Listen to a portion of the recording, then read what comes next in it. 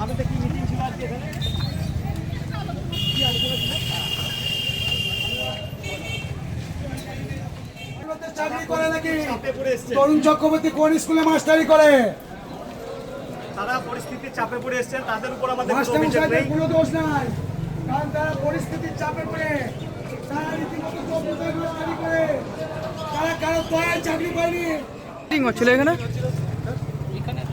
হ্যাঁ কিসের বলুন? মিটিংটা বলুন, পালাচ্ছেন কেন? স্কুলে বাদ দিয়ে কার দয়ায় চাকরি পেয়েছে? স্কুল বন্ধ রেখে শতাধিক প্রাইমারি স্কুলের শিক্ষক শিক্ষিকারা তৃণমূল নেতার সঙ্গে বৈঠকে সামিল হন, এমনই একাধিক অভিযোগ বিজেপি প্রার্থীর। যে ঘটনায় বিজেপি প্রার্থী তৃণমূলের মিটিং স্থল এলাকায় ছুটে গেলে শিক্ষক শিক্ষিকারা মিটিং ছেড়ে পালান বলে দাবি। ঘটনাকে কেন্দ্র করে হুলস্থুল কাণ্ড বীরভূমে।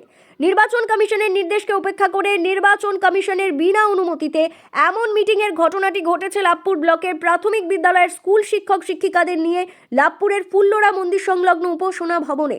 ঘটনার পরিপ্রেক্ষিতে লাভপুর বিধানসভার বিজেপি প্রার্থী দেবাশিস ওঝা ঠিক কি অভিযোগ এনেছেন শুনে নেব তার মুখ থেকেই। ইংরাজি 13/4 আমি দুপুর 1টার পরে একটু খবর পাই যে লাভপুরের সমস্ত প্রাথমিক শিক্ষককে লাভপুর ফুল্লরা সংলগ্ন উপাসনা ভবনে ডাকা হয়েছে। আগামী দিনের ভোট সংক্রান্ত ব্যাপার নিয়ে কিভাবে ভোটের ব্যালট শিক্ষকদের কাছ থেকে নেওয়া যাবে, কিভাবে চুরি করা যাবে, ভোট চুরি করা যাবে, তার একটা পদ্ধতি এরা এখানে চালু করেছিল। এখানে উপস্থিত ছিলেন তৃণমূলের ব্লক নেতৃত্ব, ব্লক সভাপতি তরুণ চক্রবর্তী। আমি আসার সঙ্গে সঙ্গে উনি প্রথমেই এখান থেকে ব্যানার টাঙানো ছিল, ব্যানারটা ছিঁড়ে দেন এবং উনি প্রথম পালিয়ে যান। তারপরে টিচাররা, সমস্ত টিচাররা, এখানে প্রায় 200-র উপর টিচার ছিল, যারা স্কুল বন্ধ রেখে তৃণমূলের মিটিং করতে এখানে এসেছিল। কিছু প্রাক্তন রিটায়ার্ড টিচার এখানে ছিল এবং তারা এখানে শুধুমাত্র ভোটটা কিভাবে ভেস্তে দেওয়া যায় লাভপুর ব্লকে এই পরিকল্পনা করার জন্য এখানে ছিল। আমি আসার পর তারা প্রত্যেকে চলে গেল। আমি ওসি এবং বিডিওকে কমপ্লেন দিয়েছি। ওসি এবং বিডিওর এ ব্যাপারে কোনো হ্যাতকাত নেই। এ বলছে ও দেখবে, এ বলছে ও দেখবে। আমরা ব্যাপারটা নির্বাচন কমিশনকে জানাবো এবং আগামী দিনে এনাদের বিরুদ্ধে ব্যবস্থা নেওয়ার জন্য যা যা করতে আমরা করবো। প্রথম হচ্ছে, সুবিধা অ্যাপ ছাড়া কোনো মিটিং এখন অ্যারেঞ্জ করা যায় না।